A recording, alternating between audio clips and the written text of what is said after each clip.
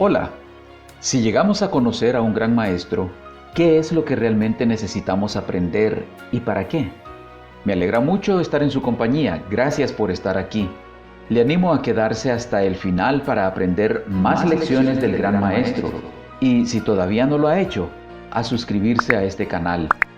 El versículo para memorizar lo encontramos en Marcos 10:52. Y Jesús le dijo: Vete, tu fe te ha salvado. Y enseguida recobró la vista y seguía a Jesús en el camino. En la vida, algunas personas tratan de huir, de escapar de algo o de alguien. La parte del día domingo nos dice qué debería hacerse en relación a Dios en vez de esconderse. Siendo que Dios es omnisciente, ¿por qué, de acuerdo a Génesis 3:9, le pregunta a Adán: ¿Dónde estás tú? Lo que estaba sucediendo es que Adán y Eva, en un acto de rebelión, hicieron lo que Dios les había indicado que no debían hacer. Comieron del fruto del árbol del conocimiento del bien y del mal, de alguna manera manifestando así que ellos eran la medida de su propia vida, que podían ser Dios para ellos mismos, que tenían autoridad sobre la palabra de Dios. Conscientes de su acto en contra de la voluntad de Dios, cuando se dieron cuenta y oyeron la voz de Jehová Dios que se paseaba en el huerto al aire del día, el hombre y su mujer se escondieron de la presencia de Jehová Dios entre los árboles del huerto, dice en Génesis 3:8. Por supuesto que Dios sabía dónde se encontraban, pero estaba procurando concientizarlos de lo que estaban haciendo por lo que habían hecho, ayudándoles a ver las consecuencias de su proceder.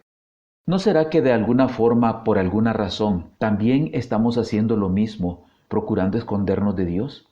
En su afán de buscarnos y para obtener nuestra respuesta a la pregunta ¿dónde estás tú?, Jesús vino y se hizo hombre para encontrarnos y rescatarnos. Es lo que conocemos como el plan de salvación. Y no solo esto, sino que también nos gloriamos en Dios por el Señor nuestro Jesucristo, por quien hemos recibido ahora la reconciliación, nos dice el apóstol Pablo en Romanos 5:11. Reconociendo todo el esfuerzo que Dios hace para encontrarnos, en vez de escondernos, y reconociendo que nuestra naturaleza es pecaminosa, vayamos al encuentro de Jesús, quien es la solución para nuestro problema de pecado. Y es que el problema del pecado, como veremos en la parte del día lunes, fácilmente hace que nos convirtamos en un fugitivo. Se trata de Jacob, que a causa de sus engaños y suplantación, sale huyendo de la casa de sus padres hacia donde su tío, en Harán. Al llegar a cierto lugar donde se acostó a dormir, recibe el sueño que encontramos registrado en Génesis 28:12-15. Y soñó, y he aquí una escalera que estaba apoyada en tierra, y su extremo tocaba en el cielo, y he aquí ángeles de Dios que subían y descendían por ella, y he aquí Jehová estaba en lo alto de ella, dice en Génesis 28:12-13. Dios le habla y le confirma a Jacob las promesas hechas a sus ancestros, asegurándole lo que dice en el versículo 15: He aquí yo estoy contigo, y te guardaré por donde quiera que fueres, y volveré a traerte a esta tierra, porque no te dejaré hasta que haya hecho lo que te he dicho. Es interesante ver que a pesar de sus pecados, Dios se manifiesta a Jacob y le asegura que está con él, que lo guardará, que cumplirá sus promesas. Jacob lo reconoce, y despertó Jacob de su sueño y dijo: Ciertamente Jehová está en este lugar, y yo no lo sabía. Y tuvo miedo y dijo: Cuán terrible es este lugar. No es otra cosa que casa de Dios y puerta del cielo. Qué Dios tan especial, tan extraordinario, nos busca a pesar de nuestros pecados. La parte del día martes nos habla de el Rabí Jesús. En su evangelio, Juan llama a Jesús el Verbo y nos asegura que el Verbo es Dios en Juan 1:1. En el principio era el Verbo, y el Verbo era con Dios, y el Verbo era Dios. Y también nos asegura que ese Verbo, Dios, estuvo dispuesto a vivir como hombre entre los hombres, en el versículo 14. Y aquel Verbo fue hecho carne y habitó entre nosotros, y vimos su gloria, gloria como del unigénito del Padre, lleno de gracia y de verdad.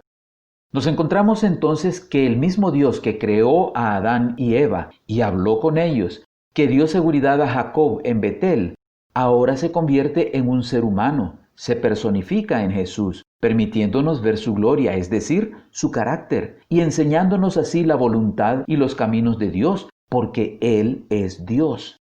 Dos de los discípulos de Juan siguen a Jesús, y volviéndose Jesús y viendo que le seguían, les dijo, ¿qué buscáis?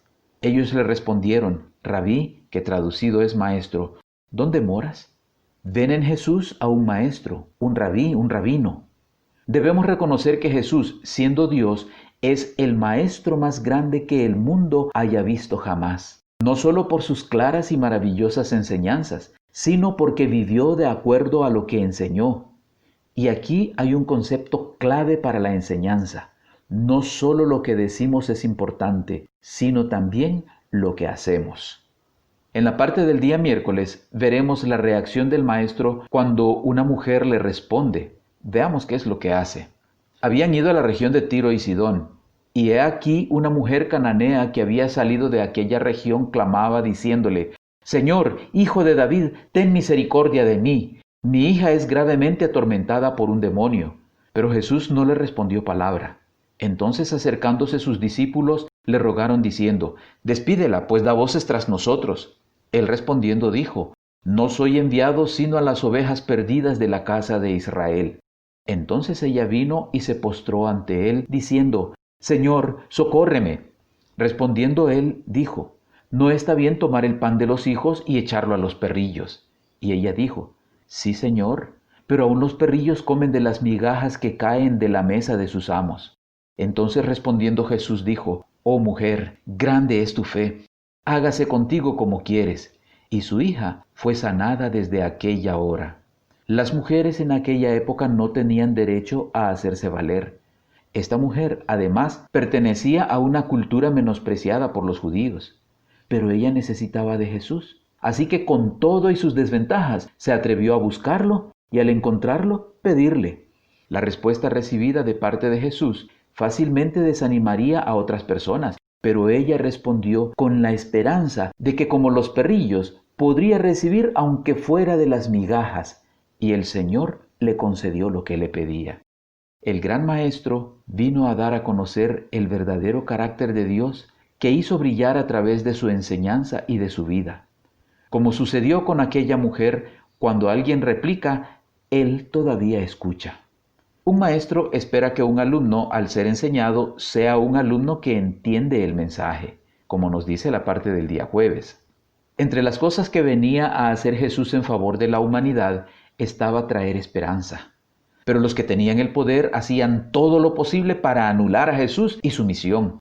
No entendían, no podían ver más allá de su limitada comprensión y sus intereses egoístas. Y aún los discípulos que andaban con Jesús parecían no poder ver ni comprender, estaban espiritualmente ciegos. Un día Jesús y sus discípulos, saliendo de Jericó, Bartimeo, un ciego que mendigaba y estaba a la orilla del camino, cuando se dio cuenta que Jesús pasaba por allí, comenzó a pedirle misericordia. Algunos que estaban cerca intentaron callarle, pero Bartimeo clamó mucho más. Jesús lo manda a llamar. Y cuando vino, respondiendo Jesús le dijo, ¿qué quieres que te haga? Y el ciego le dijo, Maestro, que recobre la vista. Y Jesús le dijo, Vete, tu fe te ha salvado. Y enseguida recobró la vista y seguía a Jesús en el camino. El hecho de que al recobrar la vista, Bartimeo seguía a Jesús en el camino, nos hace pensar que más que solamente ver físicamente, estaba interesado en ver espiritualmente, que estaba interesado en conocer al gran maestro, captar quién realmente es y en entender su mensaje. Y eso es quizá lo que muchos no logran comprender y necesitan ver y entender, que solamente en Jesús se puede satisfacer el deseo profundo de una vida nueva y mejor. De diferentes maneras, el gran maestro procura alcanzarnos como lo hizo con Adán y Eva, con Jacob, con los discípulos de Juan que lo siguieron, con la mujer en Tiro y Sidón, con Bartimeo. La cuestión es, ¿cómo respondemos a la búsqueda que hace el Señor? Cuando realmente respondemos al gran maestro, anhelamos ser semejante a Él, tener su espíritu, hacer su voluntad y agradarle en todo. Aprender es bueno, saber es bueno, conocer es bueno, pero más importante que tener conocimiento es lo que hacemos con ese conocimiento. Hoy, usted y yo sabemos que el gran maestro, a pesar de todo lo que somos, nos busca. ¿Cómo responderá a Jesús?